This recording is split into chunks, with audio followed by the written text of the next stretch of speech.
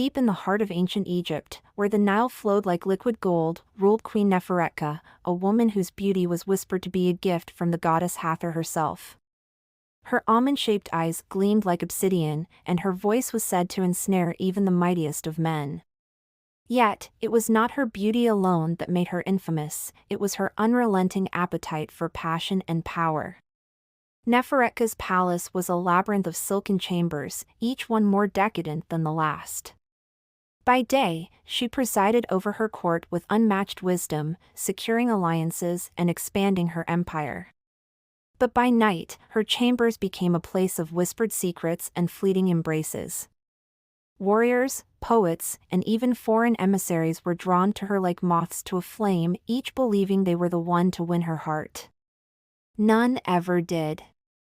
The queen's liaisons were not born of mere desire but of strategy. Each conquest brought her closer to untouchable power. The captain of her guard, Darius, taught her the ways of battle, while the high priest of Ra whispered ancient secrets in her ear during stolen moments. A Nubian prince once crossed the desert to kneel at her feet, offering his kingdom in exchange for a single night. Yet, Neferetka had one rule: no man would ever possess her. Her heart was her own, untamed and unyielding. Those who sought to bind her through love or trickery often found themselves cast into the crocodile-infested waters of the Nile, a grim reminder of her dominance. One night, a stranger arrived at her court. His name was Khepri, a wanderer clad in simple robes, with eyes that burned like the sun. Unlike the others, he did not beg for her attention or gifts. He merely observed, his silence intriguing her more than any poem or treasure. When he finally spoke, he told her of a prophecy: the queen who takes without giving will one day be consumed by her own desires.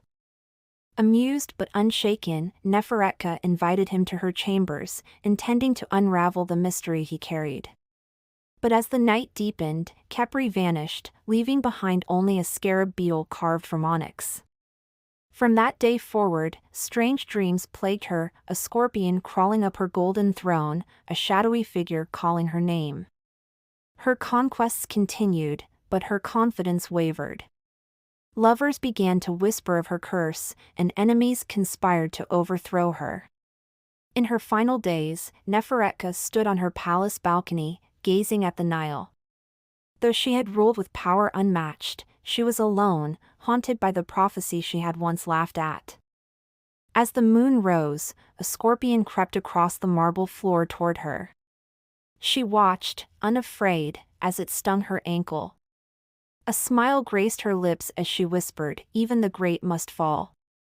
And so, the Scorpion Queen met her end, her legend etched into the sands of time, a tale of beauty, passion, and a power too vast to hold.